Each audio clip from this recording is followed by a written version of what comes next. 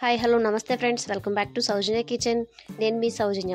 ఈరోజు నేను మీకు మంచి స్వీట్ రెసిపీ చూపిస్తున్నానండి. స్వీట్ పొటాటోతో పాయసం ఎలా ప్రిపేర్ చేసుకోవాలో చూపిస్తున్నానండి. పాయసం అనగానే మనం సగ్గుబియ్యం సేమియాతో చేస్తూ ఉంటాం కదండి. కానీ అలా కాకుండా ఈరోజు నేను మీకు చిలకడ దుంపతో పాయసం ఎలా చేసుకోవాలో చూపిస్తాను. చేయటం చాలా సింపుల్ అండి. టేస్ట్ అయితే చాలా అద్భుతంగా ఉంటుంది.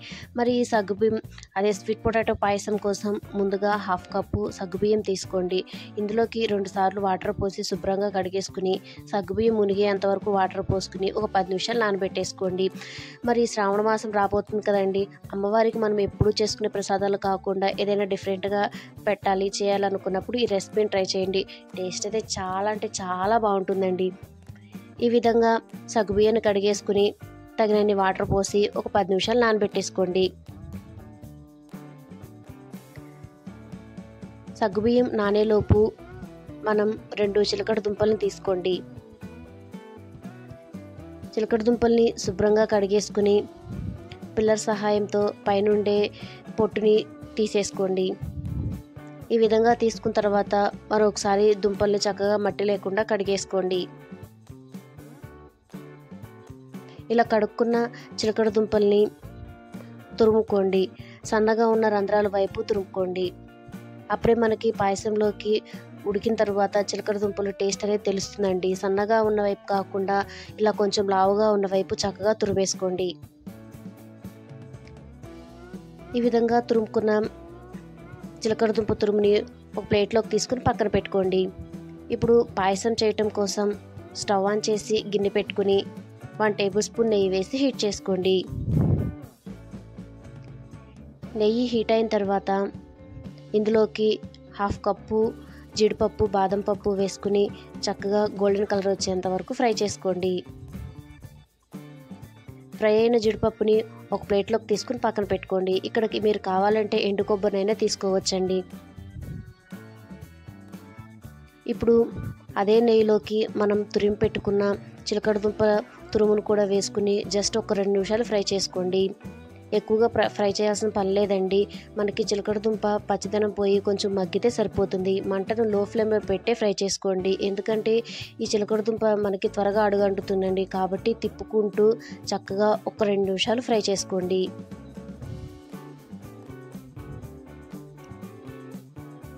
ఈ విధంగా తిప్పుకుంటూ ఒక 2 నిమిషాలు ఫ్రై చేసుకోండి. ఫ్రై అయిన చిలకడ దుంపలోకి మనం ముందుగా నానబెట్టుకున్న సగ్గుబియ్యాన్ని వాటర్తో సహా వేసేసుకుని ఒక 2 నిమిషాలు ఉడికించుకోండి. వాటర్ పోయాల్సిన పని లేదండి. మనం సగ్గుబియ్యం నానబెట్టేటప్పుడు వాటర్ పోసుకుంటాం కదా, ఆ వాటరే సరిపోతుందండి. ఇలా ఒక 2 నిమిషాలు ఉడికించుకున్న తర్వాత ఇందులోకి 1/2 లీటర్కి పైగా పాలను తీసుకోండి. ఇక్కడ నాకు 2 చిలకడ దుంపలకి 1/2 లీటర్కి పైగా పాలు పట్టాయండి. మీరు పాలను తీసుకునే క్వాంటిటీని బట్టి మనకి పాయసం టేస్ట్ అనేది చాలా బాగుంటుందండి. కాబట్టి వీలైనంత వరకు పాలను ఎక్కువగానే తీసుకోండి.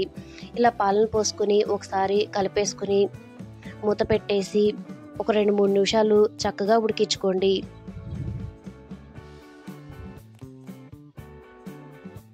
ఇలా ఒక 2 నిమిషాలు ఉడికించుకున్న తర్వాత మూత తీసేసి ఇంకోసారి కలుపుకుంటూ మనకి పాయసం దగ్గర పడేంత వరకు ఉడికించుకోండి.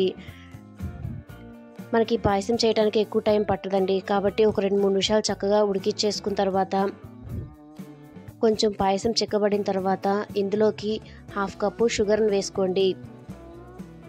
ఇందులోకి పంచదార ఎక్కువగా పట్టదండి. 1/2 కప్ సరిపోతుంది. 2 చిలకడ దుంపలకి 1/2 కప్పు పంచదార, అలాగే కొంచెం యాలకుల పొడి వేసుకుని కలుపుకొని ఇంకొక 2 నిమిషాలు ఉడికించుకోండి.